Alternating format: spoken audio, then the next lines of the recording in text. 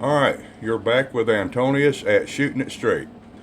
Okay, this will be a simple discussion video about some random topics that either I can't seem to understand or also to straighten out a widely exaggerated claim from last year that I called bullshit on immediately back then.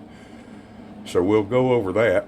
I'll also discuss a viewer question, and I'll reiterate some facts in a video that I recently published. Now, don't take everything in this video too seriously. Alright, it's meant to make you think a little bit and to give answers to questions that I think many people have. And yeah, you're right. This is also a filler type video, so that I can put out some sort of content while I wait for certain things to fall into place for me. Now, when that happens, and it's going to happen, I just don't know how soon it's going to happen, but I have a series of videos planned out around a new handgun that I'll be acquiring. Now, I'll leave it up to you to guess what that handgun is, because I'm not going to tell you. You'll just have to wait and see. So now, why don't we get this video started, okay? And one of the things that I can't seem to wrap my head around, I suppose, is this sudden 380 ACP craze. Can anybody tell me exactly why the 380 has suddenly become such a popular caliber for self-defense? Now, this seemed to happen virtually overnight. Now, for the past few months or so, damn near every YouTube gun channel is testing and featuring this weak, anemic round. And my question is why? I mean, it's no secret that it's a relatively poor choice for self-defense. Now, I said choice because some people can choose. They can choose that. Other people may not have that option. And yeah, I know, it's better than nothing. Well, yeah, but not by much. Now, let me say this up front. I understand its use, by those people who may have strength problems, or, people that may use it as a bug or a backup gun. Okay, I can understand it in those applications. But other than those reasons, why in the hell would anyone even consider this caliber for personal protection when better performing calibers are widely available? Even Lucky Gunner concludes that the 380 is not an adequate round for defense. Now, it is possibly better than the other pocket calibers like your 22 or your 25, the 32 ACP, but none of these popular pocket calibers are truly effective because they are underpowered and they create only tiny wound channels that pretty much just seal up as the bullets pass. In my own personal view, this is my personal view, the 9mm is only barely adequate when loaded with a standard pressure cartridge. If you find a right cartridge or the right plus P cartridge, then you're good to go. But in general, most of the old standard 9mm cartridges are just barely adequate. But the 9mm, even at its worst, is many times more effective than the best of the pocket calibers. So, personally, I'm bewildered at the immense sudden interest in the 380. It's one of those crazes, one of those fads that's going to end soon, like most of them do. Now, and everybody's going to be trying to get rid of their 380 autos. I don't understand it. I can't figure out why anyone would opt to carry this caliber as a primary means of defense. Now, these are just my own opinions here on that. All right?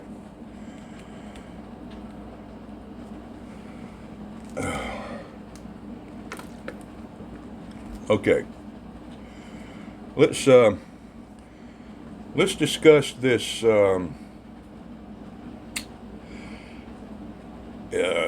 Eli Dickens, or the 2022 Greenwood Park Mall shooting. All right.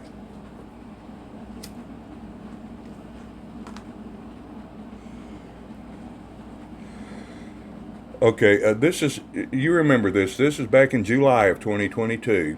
There's an incident at the Greenwood Mall, or the Greenwood Park Mall, where a mass shooter was inside and opened up on the shoppers until this 22-year-old kid with a Glock took him out.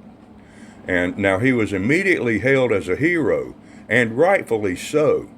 It takes balls to do what he did, and he did it very well.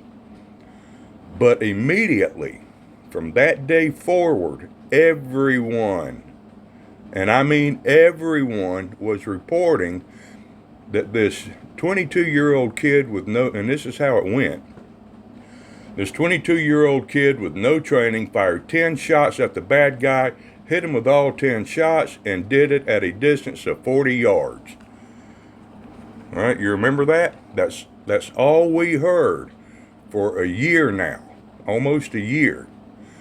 And this gossip spread like absolute wildfire, especially on the YouTube gun channels, who naturally began to parrot each other ad nauseum. They also designed these little Dickens drills intended to mimic the shooting. But how does one mimic anything when they don't know exactly what to mimic? Because they don't know what happened. You know, everybody was drinking this 10 out of 10 shot hit ratio at 40 yards Kool-Aid without any proof, any video, any witness statements, no verification of anything, and so forth. And naturally, the YouTube gun channels wanted to cash in on this trending bullshit, so they did what they do best: invent. Yeah, just make up the Dickens drill and base it off the popular misinformation going around now, which is basically what they did, because they had no other facts to go off of. Now, when I first heard about this incident, I just knew that the shooting did not go down like that at all. Look, I give credit where credit's due. The kid did a great job. But a young kid with no training, suddenly thrown into an intense, stressful combat situation like that, is not going to be able to hit a target 10 out of 10 times at 40 yards away with a Glock 19. There's just no way. Very few veterans could do that. And please, spare me the stories of what you've seen people do on a shooting range. You can do all kinds of things in a shooting range. You won't be able to mimic that in real life. And I've always contended that the distances involved here in this incident were most likely much closer than 40 yards. But I never said much more than that about it, simply because I didn't know the facts. Well, now I know the facts, thanks to the police report. And what do you suppose it says? Well,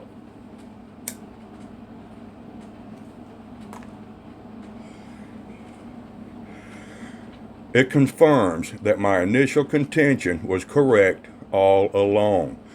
The fact is, our young Mr. Dickens fired his first 4 shots at a distance of 42 yards.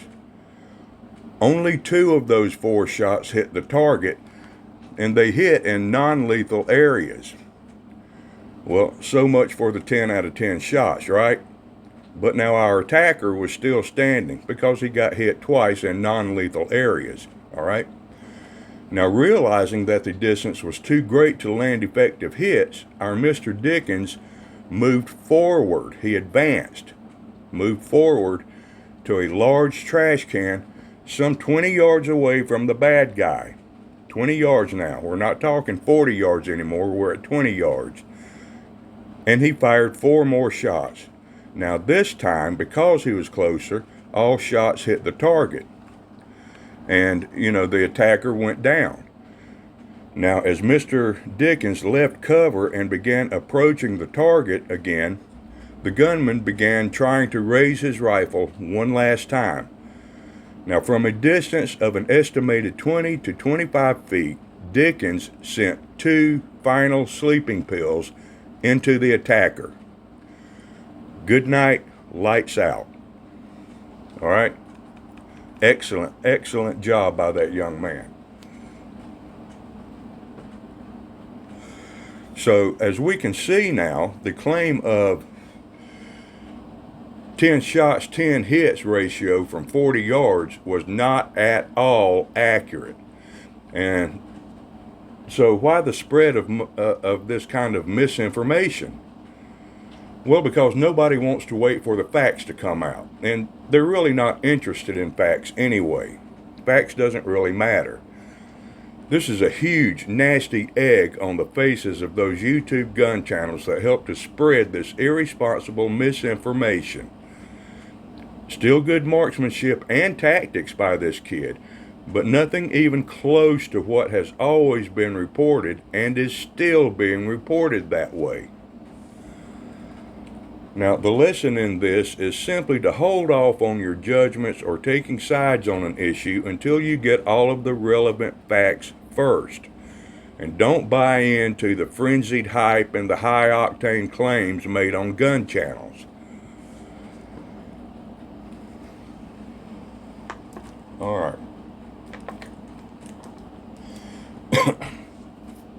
Now, one viewer asked, I'm going to address a viewer question here. One viewer asked an interesting question just the other day that I think is worthy of sharing with all viewers. And the question was in response to an older video regarding gun safes and ammo storage. Now, the viewer asked if ammo could really explode or go off and present a risk if your house catches fire. All right, ammo in a house fire. Can it go off and present a risk to people? And if so, would keeping the ammo in a steel ammo can like this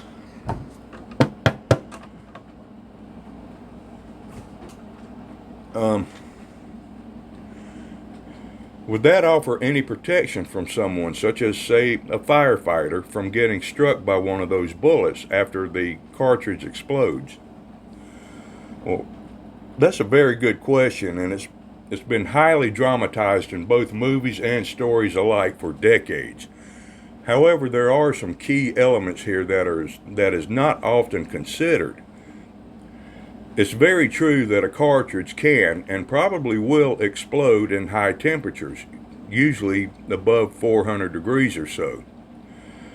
The explosion comes from the charge powder in the case, igniting from the heat along with the pressure from the gases. Now, the pressure of this gas will escape from the cartridge case through the path of least resistance. Now, in the matter of a cartridge not being supported by the interior walls of a gun chamber, okay,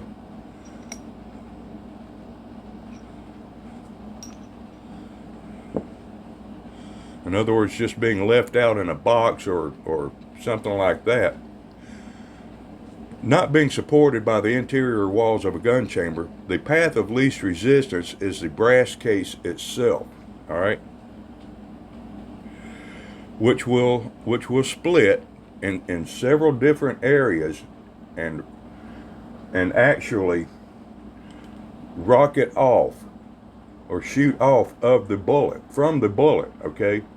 The bullet will not take flight. The split case will, because the brass case is a lot lighter than this lead bullet. So it's going to, instead of in a chamber, it would be like this. Well, laying out here on the table, it would be the opposite, this, okay? In a gun chamber, the walls of the chamber allow the brass case to very slightly swell in order to create a good case to chamber seal, right? All right. But it will prevent it from splitting. It'll prevent that case from splitting. All right. So when the breech is fully closed, when your pistol is in complete battery and the breech is fully closed and tightened up by the locking lugs and spring pressure, the path of least resistance for the expanding gases is towards the base of the bullet itself. It's got nowhere else to go. That pressure's got nowhere else to go except here. It can't go back through here because of the breech face of the slide, okay? And that forces the bullet out of the brass case and down the barrel. All right, so yeah, heat can and often does cause a cartridge to explode, but the bullet itself rarely poses a risk since it really doesn't do anything or go anywhere.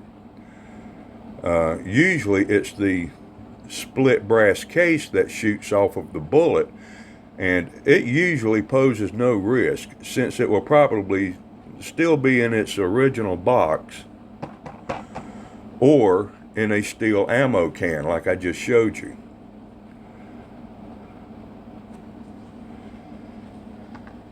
Alright, and the last thing, gel block test reiteration. Fellas, when I'm watching ammo testing videos, and I watch a lot of them, regardless of what channel it is, there are at least two things that I immediately look at. One, is the gel block one of those clear ballistic synthetic gel blocks?